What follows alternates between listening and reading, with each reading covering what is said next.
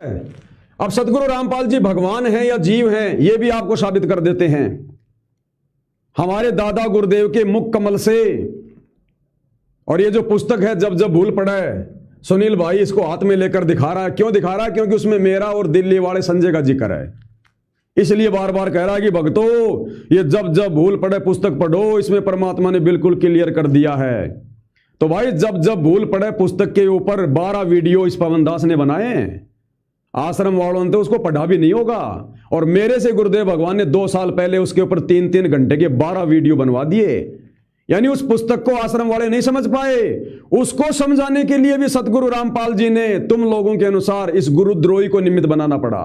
तो यूट्यूब पे जाकर देख लेना, 12 वीडियो बना रखे हैं जो परमात्मा ने उसमें दास के माध्यम से जो बातें जो समझवाई है ना, तुम लोग नहीं समझ पाओगे, क्योंकि जो दया मुझ दास पे है तुम लोगों पे नहीं हो सकती।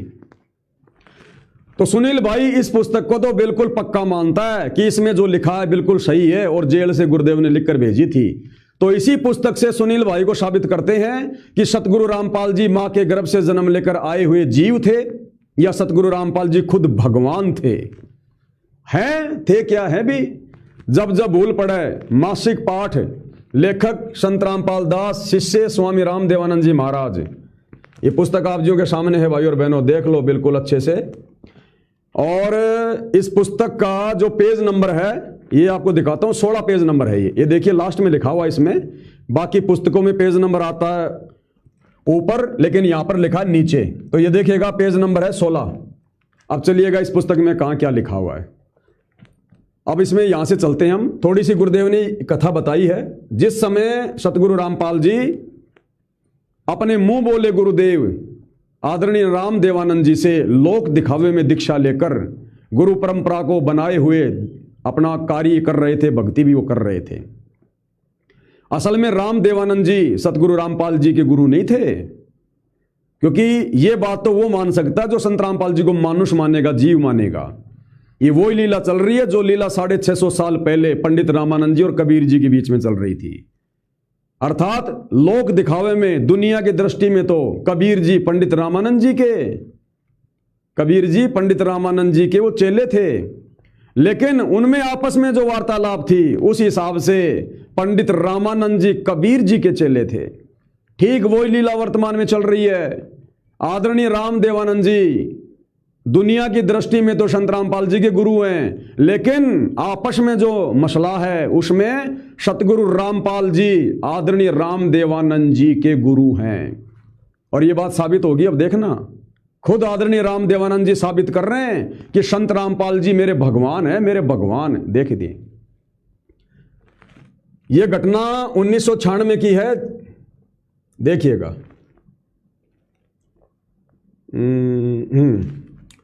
उस समय दास ने, यानी सतगुरु रामपाल जी कह रहे हैं, उस समय दास ने उनकी सेवा में एक भगत भेज रखा था। भगत ने बताया कि दादा गुरुजी ने अपने निजी सेवादारों को बुलाया और बोले कि मुझे हरियाणा ले चलो रामपाल के पास।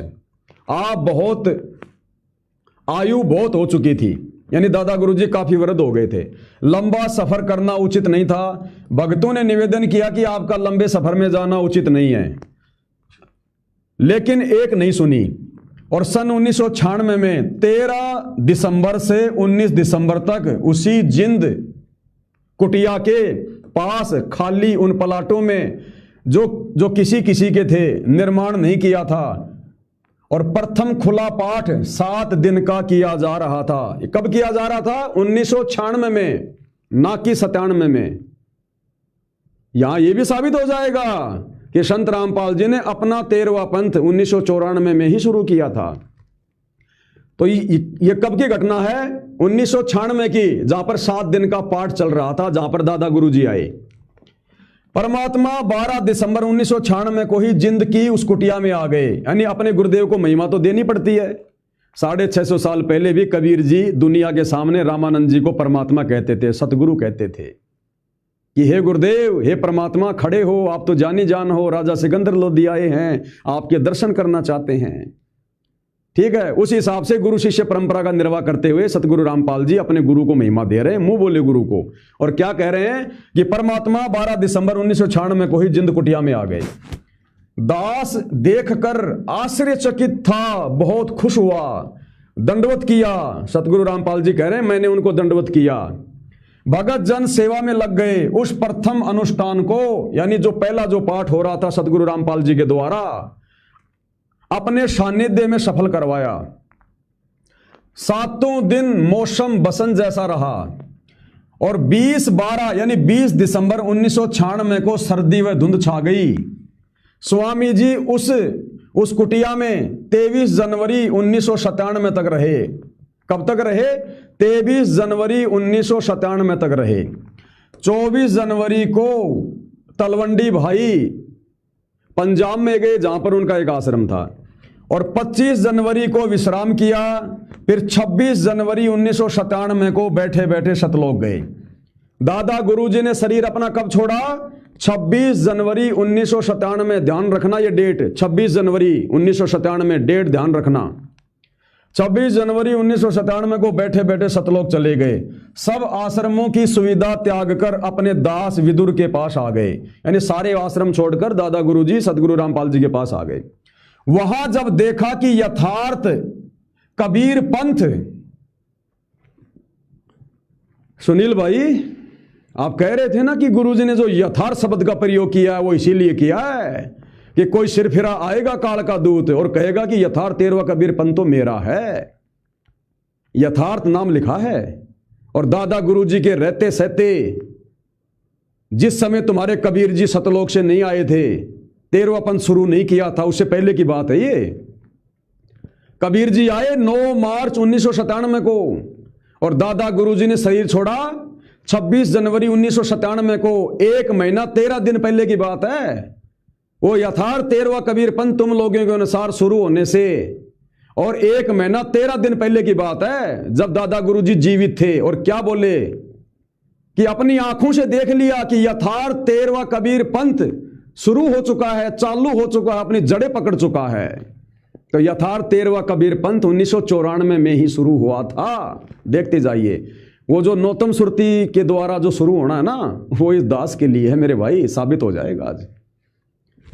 देख लिए स्वामी जी उसी झोपड़ी में, यानी उसी कुटिया में 23 जनवरी 1997 तक रहे और 24 जनवरी को तलवंडी भाई पंजाब में गए। 25 जनवरी को विश्राम किया और 26 जनवरी 1997 को बैठे बैठे चले गए। सब आश्रमों की सुविधा त्याग कर अपने दास विदुर के पास आ गए। और अब देखो वहां देखा, देखेंगे कब? शरीर छोड़ने के बाद या शरीर छोड़ने से पहले? तो 26 जनवरी 1997 से पहले देखा। 26 जनवरी 1997 को बैठे बैठे सतलोक गए। सब आश्रमों की सुविधा त्याग कर अपने दास विदुर के पास आ गए। वहां जब देखा कि यथार्थ कबीर पंथ, आगे गुरुदेव ने कोष्ट में भी लिख रखा है 13वें पंथ। ये गुरुदेव ने क्यों लिखा? क्योंकि ये वीडियो बनना था। अगर गुरुदेव खाली यहां पर लिख देते यथार्थ पंथ, तो सुनील भाई कहता कि गुरुदेव ने केवल यथार्थ 13वां पंथ लिखा है। गुरुदेव ने केवल यथार्थ कबीर पंथ लिखा है, 13वां पंथ नहीं लिखा। 13वां पंथ तो कबीर जी ने शुरू किया। तो सतगुरु रामपाल जी अंतर्यामी भगवान ने कोष्टक में 13वें पंथ लिख दिया। भैया 1994 में शुरू हुआ है। हाँ, वो 13वां पंथ जो नौतम सुरती से शुरू होगा वो तो सात संगति है, वो भी साबित करेंगे।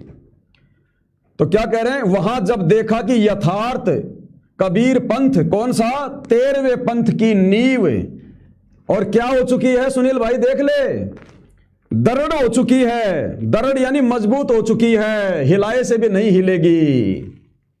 जब देख लिया कि यथार्थ 13वें कबीर पंथ की नींव दृढ़ हो चुकी है, दरड़ देख लो, ये की नींव दरड़ हो चुकी है, मजबूत हो चुकी है, पेड़ बन चुका है।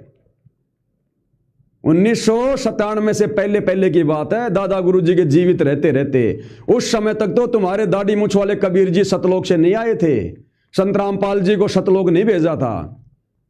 आप कह रहे हो ना अपने उस वीडियो में 2 मिनट वाले में कि संत रामपाल जी तो 12वें पंथ के अंतिम गुरु हैं और जब तक 12वां पंथ खत्म नहीं होगा 13वां पंथ कैसे चलेगा? तो ये कैसे चल गया भाई? अरे ये कैसे चल गया?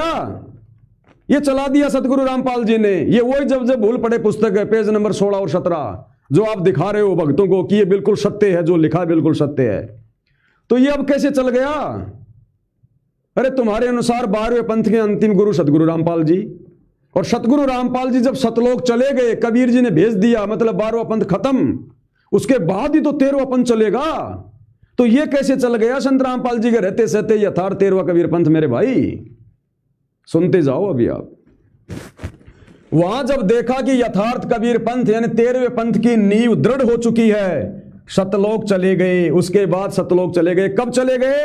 डेट ध्यान रखना भाई और बहनों, डेट ध्यान रखना, 26 जनवरी 1997 को, 26 जनवरी 1997 को, ये देखिए 26 जनवरी 1997 को बैठे बैठे सतलोक चले गए। ठीक है जी। जब जब भूल पड़े पुस्तक हिसार जेल से आई हुई, पवन दास ने नहीं लिखी, सतगुरु रामपाल जी द्वारा लिखी गई, सब भगत समाज में बांटी गई। सुनील भाई ने खुद इस पुस्तक का अपने वीडियो में समर्थन किया है कि भक्तों इसको पढ़ो और पवन दास काल के दूत से, गुरुद्रोही से दूर होकर आश्रम में आ जाओ। ठीक है भाई, कोई दिक्कत नहीं है। इसी पुस्तक से साबित कर दिया कि यथार्थ 13वां कबीर पंथ तुम्हारे दाढ़ी मूंछ वाले कबीर के सतलोक आकर संत रामपाल जी को सतलोक भेजने से पहले पहले चल चुका था। क्लियर? ओके। वहां जब देखा कि यथार्थ कबीर पंथ यानी 13वें पंथ की नींव दृढ़ हो चुकी है, सतलोक को चले गए। ठीक है जी। अब दूसरा पॉइंट क्या साबित होगा? सतगुरु रामपाल जी ही भगवान हैं, परमात्मा है। अरे वो दाढ़ी मूंछ वाला तो 9 मार्च 1997 को आया, ये तो उससे बहुत पहले की बात बता रहा हूं मैं आपको। देख लो कौन है भगवान। जब उनका जिंद की कुटिया में डेरा था, दास उनकी आज्ञा लेकर गांव में सत्संग में पाठ करने गया। सेवादारों को बताया था कि दास उस दिन आएगा, तब तक गुरुजी का ध्यान रखना। उस निश्चित दिन को दास थोड़ा लेट हो गया। गुरुदेव कह रहे मैं थोड़ा सा लेट हो गया। उस कुटिया में केवल गुरुजी के नहाने आदि की व्यवस्था शुद्धता से की गई थी। शुद्धता का ध्यान रखते हुए दास जिंद पहुंचकर किसी भगत के घर नहाने लगा, जिस कारण से देरी हो गई। उस समय तक सेवादारों से 10 बार पूछा। किसने पूछा? दादा गुरुजी ने। क्या पूछा? कि रामपाल आया है? उसको तान रखा था। सेवादार को बार बार कह रहे थे, उसको तान रखा था कि पता करो क्यों नहीं आया। उस समय मोबाइल को तो कोई जानते भी नहीं थे, अन्य फोन भी गांव में नहीं था। ये 1996 की बात है। ठीक है। जब भगतों को पता चला तो एक भगत आया और बोला कि स्वामी जी ने 10 बार पूछ लिया कि कहां है, आज आने की कहकर गया था, क्या कारण हुआ? दास उसी समय, गुरुदेव कह रहे हैं कि दास उसी समय भगत की मोटरसाइकिल लेकर तत्काल पहुंचा। कई भगत बैठे थे वहां पर, और भी बहुत सारे भगत बैठे थे। इसको कहते हैं सबूत, प्रमाण। गुरुदेव ने लिखा कि वहां और भी भगत बैठे थे। 1997 में कबीर जी आए, संत रामपाल जी को आकाश में भेज दिया। कोई प्रमाण है इस बात का? और यहां का प्रमाण मिलेगा। देखो खुद कह रहे हैं गुरुदेव, क्या कह रहे हैं? दास उसी समय भगत की मोटरसाइकिल लेकर तत्काल पहुंचा। कई भगत बैठे थे। दास ने दंडवत किया, यानी गुरुदेव ने दादा गुरु को दंडवत किया और चरण चंपी करने लगा। फिर दादा गुरुदेव ने क्या किया? सुनील भाई सुन लो। दास का सिर पकड़ा, यानी सतगुरु रामपाल जी का सिर पकड़ा प्यार से दादा गुरु जी ने। दास का सिर पकड़ा और ऊपर को किया और बोले मैंने भगवान पा लिया। ये परमात्मा इतना क्लियर, मैंने भगवान पा लिया। बोले मैंने भगवान पा लिया और तेरा पाना दुर्लभ हो गया। किसको कह रहे सिर पकड़ के? सतगुरु रामपाल जी का। सतगुरु रामपाल जी का प्यार में सिर पकड़ के कह रहे हैं कि मैंने भगवान पा लिया और तेरा पाना दुर्लभ हो गया। अरे तो भगवान कौन हुआ? अरे कोई गुरु अपने चेले को भगवान क्यों बताएगा? अरे सुनील भाई, तुम लोगों के अनुसार तो सतगुरु रामपाल जी राम देवानंद जी के चेले थे। वो तो मां के गर्भ से जन्म लेकर आए थे। दादा गुरु जी कह रहे हैं कि तेरा पाना मुश्किल हो गया, मैंने भगवान पा लिया। अरे कोई भी गुरु अपने चेले को भगवान क्यों बताएगा, क्यों कहेगा? मति भ्रष्ट है क्या? क्योंकि सतगुरु रामपाल जी भगवान हैं। केवल लोक दिखावे में संत रामपाल जी राम देवानंद जी के शिष्य थे, अन्यथा असल में वही लीला जो 650 साल पहले कबीर जी और पंडित रामानंद जी के बीच में चल रही थी, वो की वो। सुनील भाई देख लो, मैं तुम्हें कोई नीचा दिखाने के लिए नहीं कर रहा। अगर ऐसे मेरे भाव होते तो परमात्मा मुझे ये सेवा नहीं देता। ये आपके ऊपर गुरुदेव भगवान एक रहम कर रहे हैं, क्योंकि आप एक अच्छी आत्मा जान प्रतीत होती हो कि शायद आप जी समझ जाओ उस 12वें पंथ की भक्ति से, शतलोक आश्रम से निकलकर और साध संगति से जुड़ जाओ और अपना मोक्ष करवा लो। नहीं तो नहीं होगा मोक्ष सुनील भाई, नहीं होगा, चाहे गुरुदेव के चरणों में बैठे रहना। मोक्ष का मार्ग ही साध संगति है। मैं ये नहीं कह रहा कि तुम आश्रम में मत जाओ, तुम गुरु जी के पास मत जाओ, खूब जाओ, लेकिन भक्ति वो करो जो गुरुदेव ने साथ संगत वाले भाई बहनों से जो करवा रहे हैं, इससे मोक्ष होगा। इसको कहते हैं साध संगति से जुड़ना, वरना हमारा कोई आश्रम नहीं है। तो यथार्थ 13वां कबीर पंथ भी 1997 से पहले शुरू हुआ, 1994 में, और आदरणीय राम देवानंद जी खुद साबित कर रहे हैं। संत रामपाल जी ने अपने कर कमल से लिखी है। अब आपके गुरुजी ने लिखी है तो झूठ तो नहीं लिखी होगी। गुरुजी को तो झूठा नहीं बोलोगे ना आप, या गुरुजी को भी झूठा बोलोगे? पढ़ लो क्या कह रहे हैं। दादा गुरुजी दास का सिर पकड़ा और ऊपर को किया, बोले मैंने भगवान पा लिया, तेरा पाना दुर्लभ हो गया। दास चुप रहा। गुरुदेव कह रहे हैं कि मैं चुप रहा। परमात्मा ने उदाहरण पेश करवाना था उन भक्तों के सामने। गुरुदेव की अंतर आत्मा की आवाज थी, गुरुदेव की अंतर आत्मा की आवाज थी वो, यानी वो सत्य कह रहे थे। अरे हमें समझाने के लिए, हमें भगत बनाने के लिए और अपने आप को भगवान साबित करने के लिए ये पुस्तक लिखी है परमात्मा ने हिसार जेल में बैठकर। और तुम लोग कह रहे हो कि पढ़ो ये पुस्तक। तुम तो पढ़ लो इसको पहले। अरे पहले आप लोग तो समझो, फिर समझाओ भक्तों को। इसके ऊपर 12 वीडियो बन चुके हैं, देख लेना। उस दिन भी मैंने यही बात बोली थी जो आज बोल रहा हूं, 2 साल पहले। दास का सिर पकड़ा, ऊपर को किया, बोले मैंने भगवान पा लिया और तेरा पाना दुर्लभ हो गया। सतगुरु रामपाल जी को कह रहे हैं कि आप भगवान हो, भगवान। अरे कोई चेला अपने कोई गुरु अपने चेले को भगवान कहेगा क्या? भाई भगवान है, इसलिए कह रहे थे।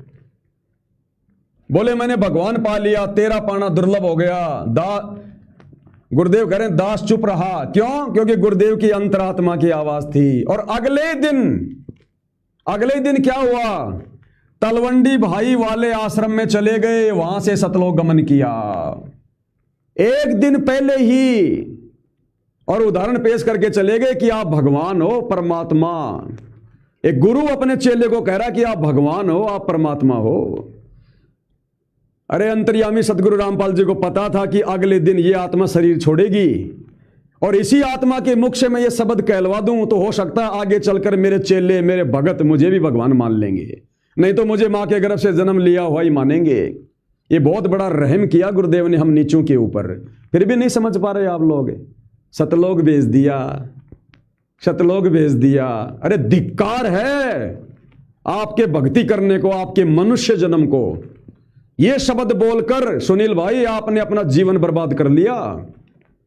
गुरु भगवान होता है, भगवान के विषय में क्या बोला जाता है, एक शब्द भी सोच समझ के बोला जाता है। एक शब्द भी देख लिया 25 मिनट का वीडियो और उसको सत्य मान लिया।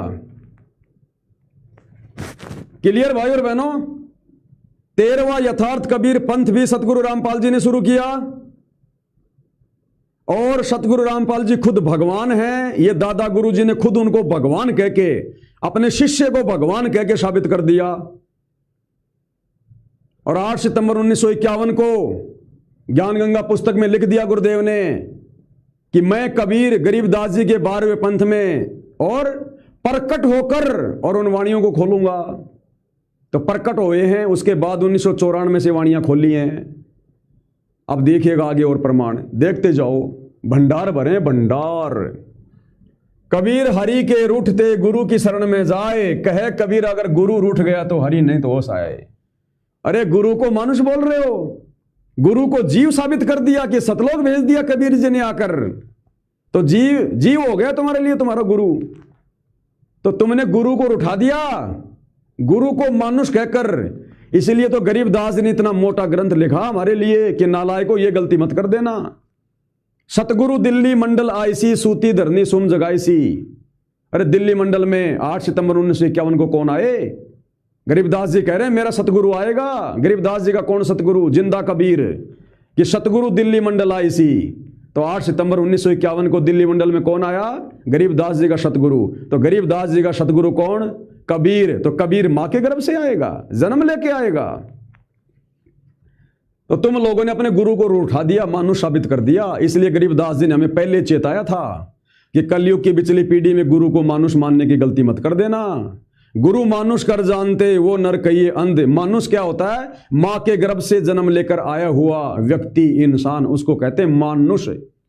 तो गरीबदास जी ने कितनी बार समझाया हम गधों को कि मेरा गुरु आएगा, मेरा सतगुरु दिल्ली मंडल में संत रामपाल जी के नाम से।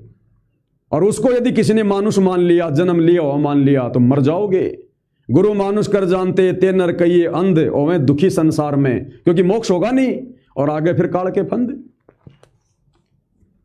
कबीर जिन बातों से गुरु दुख पावे उन बातों को दूर भगावे। तो गुरु को मानुष कहोगे, मां के गर्भ से जन्म लेकर आवा कहोगे, तो गुरु प्रसन्न होगा, गुरु दुखी होगा। गरीब इन बातां के पाइए राजी कर सतगुरु रूठेनु। ये वही सतगुरु है जो सतलोक में हमारी गलती से नाराज हुआ था, हमसे रूठा हुआ है। आज हमने इसको भगवान मान के, परमात्मा मान के, पतिव्रता पद पे रहकर भक्ति करके इसको प्रसन्न करना है। ठीक है भाइयों और बहनों, क्लियर हो गया? आप जी ने देख लिया। जब जब भूल पड़े पुस्तक है ये, पेज नंबर इसका ये 16 और ये 17 था।